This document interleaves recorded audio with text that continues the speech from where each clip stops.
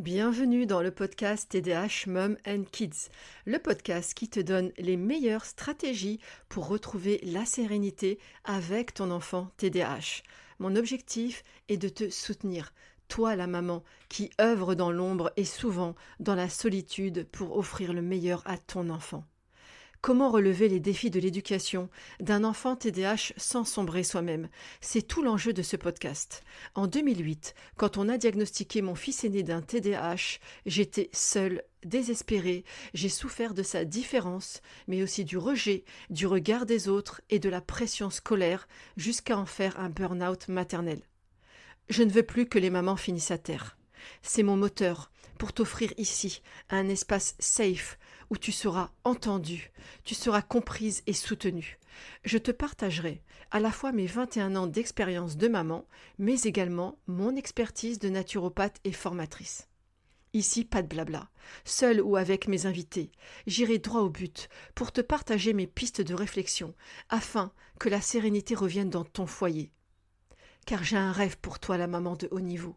C'est de t'offrir le havre de paix que tu mérites. Alors, bonne écoute. Bonjour, chère maman de haut niveau, j'espère que tu vas bien.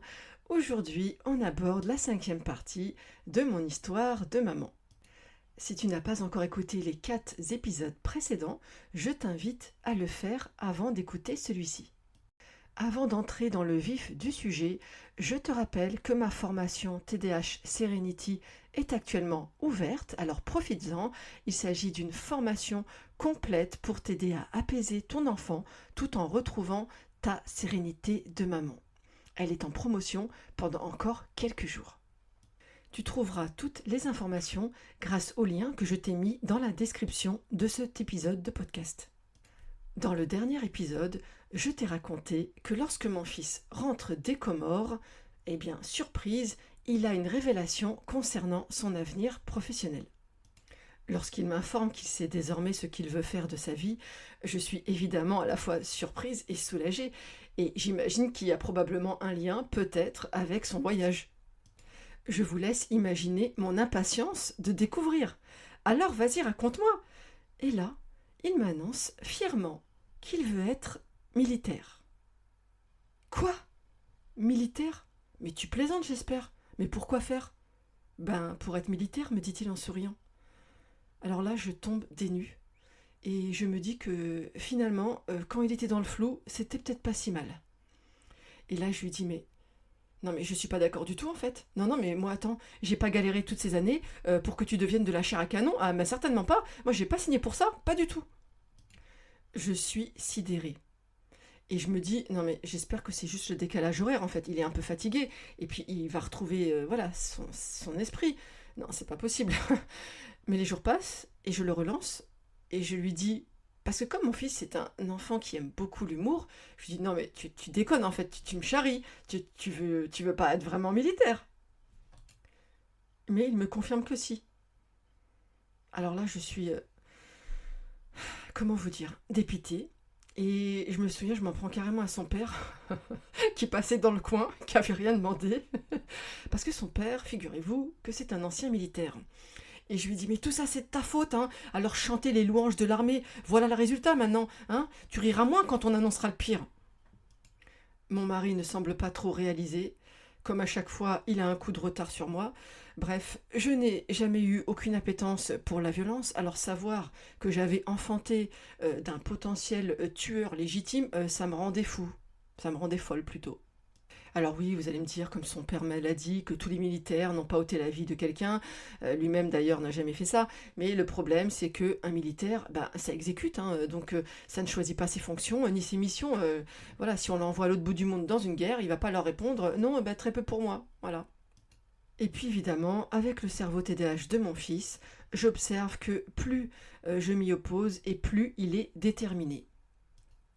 Alors je décide de changer mon fusil d'épaule, c'est le cas de le dire, et je décide d'œuvrer dans l'ombre pour que ce projet ne puisse jamais, mais jamais voir le jour. Oui, moi aussi j'étais déterminée. Et pour cela, j'ai fait appel à un allié, mais pas n'importe lequel. Un allié redoutable et puissant. Oui, je parle de Dieu. Oui, à partir de ce jour-là, Chacune de mes prières était destinée à demander à Dieu de changer la trajectoire de mon fils. En parallèle, je n'abordais plus le sujet avec lui et je me contentais d'acquiescer lorsqu'il m'expliquait qu'il était en train d'effectuer les démarches pour aboutir à ce funeste projet. Quelques semaines plus tard, il m'annonce qu'il a changé de projet. Dieu merci, j'ai été entendu, j'ai été exaucé. Alhamdulillah.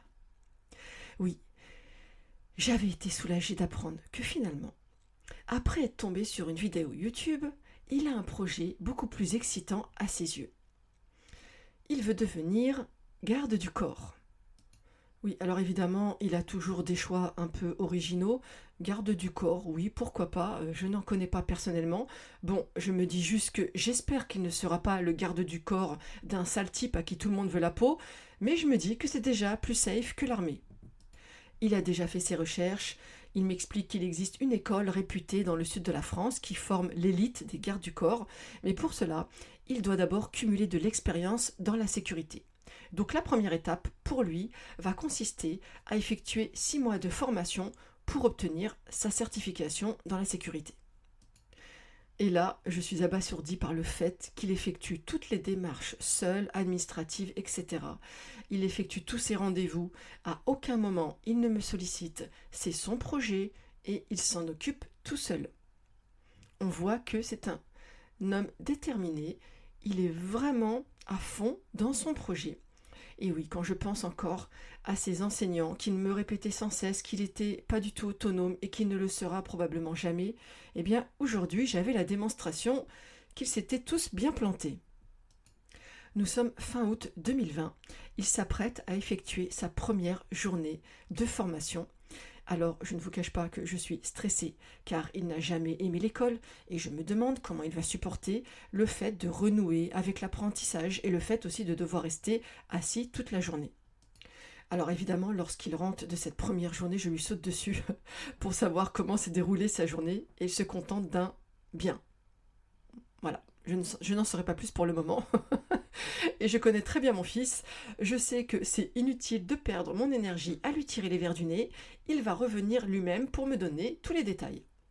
Et effectivement, dans la soirée, il revient et il me dit « Non mais maman, c'est vraiment incroyable cette sensation de kiffer apprendre. Je n'ai jamais ressenti ça de toute ma vie. » Il me dit « Tu te rends compte maman, les gens qui aiment l'école ne se rendent vraiment pas compte de la chance qu'ils ont. » J'étais tellement heureuse pour lui. Pour la première fois, il prenait du plaisir à apprendre. Il avait 18 ans, il était le plus jeune des membres de sa formation. Et d'ailleurs, il est rapidement devenu la mascotte du groupe, lui qui a toujours aimé amuser la galerie, une passion qui lui avait valu bien des heures de colle d'ailleurs. 6 mois plus tard, il décrochera sa certification, malgré le stress des examens, lui qui n'avait eu que son brevet des collèges, et je peux vous dire que je ne pensais même pas que le contenu était aussi riche et complexe, notamment sur la partie juridique. Il m'a montré ses cours, et c'est vrai qu'un agent de sécurité doit parfaitement connaître les limites de ses fonctions. La veille, je l'avais entraîné à solutionner des cas pratiques, car une de ces épreuves consistait justement à effectuer un cas pratique avec un scénario tiré au hasard. Et le jour J, il a parfaitement réussi ces différentes épreuves. Le voilà certifié agent de sécurité. 3 semaines plus tard, il a débuté ses premières missions en intérim avant de rapidement décrocher son CDI en mai 2021. En juin, il obtient son permis, il se débrouille tout seul pour acheter sa première voiture dans la foulée, et oui, on ne l'arrête plus. Un soir de juillet, il arrive et il me dit « Maman, je vais louer l'appartement du papa d'Iliès. » Quoi ? Mais qu'est-ce que tu racontes ? Oui, j'apprends que Iliès, qui est le meilleur ami de son frère, eh bien la veille, ils sont allés tous manger ensemble, et lors de cette conversation, mon fils apprend par le pur des hasards que le papa d'Iliès louait des appartements. Et alors, évidemment, mon fils, avec son cerveau de TDAH, me dit j'ai envie d'essayer. Et lorsque je lui demande mais pourquoi, alors que tu viens de commencer à travailler, fais plutôt des économies en restant à la maison, il me dit mais non, j'ai envie d'aller découvrir ce que ça fait de vivre seul. Voilà, c'était mon fils dans toute sa splendeur, c'est-à-dire faire ses propres expériences pour apprendre à se connaître et découvrir lui-même ce dont il est capable. Il va donc expérimenter la vie en solo pendant 18 mois. Alors, il n'était pas loin, il était à 10 minutes de la maison. Et en décembre 2023, il est donc revenu car il a obtenu ce qu'il voulait découvrir. Il était capable d'être totalement autonome, il a géré sa vie totalement seul, que ce soit ses factures, ses papiers administratifs, enfin tutti quanti. Mais il me dit que finalement, il préfère revenir pour pouvoir économiser car il a des grands projets. Sur le plan professionnel, il adore son travail, car il a besoin de cette montée d'adrénaline que lui procure son job dans la sécurité. Il faut dire aussi que ce travail lui permet de valoriser plusieurs de ses forces, notamment ses capacités d'observation qui sont vraiment exceptionnelles, et son sang-froid face aux situations délicates. Clairement, la peur, il ne connaît pas. Et c'est d'ailleurs clairement un atout qui lui vaut d'être apprécié par l'ensemble de ses collègues. J'ai eu l'occasion d'en discuter avec quelques-uns. Et donc je suis vraiment heureuse pour lui qui a mis tellement de temps à se découvrir, lui à qui on avait prédit qu'il ne serait pas du tout autonome, qu'il finirait mal, de toute façon c'était le scénario apocalyptique auquel j'avais eu droit grâce aux experts de l'école. Et bien finalement, voyez, il a fini par trouver sa voie.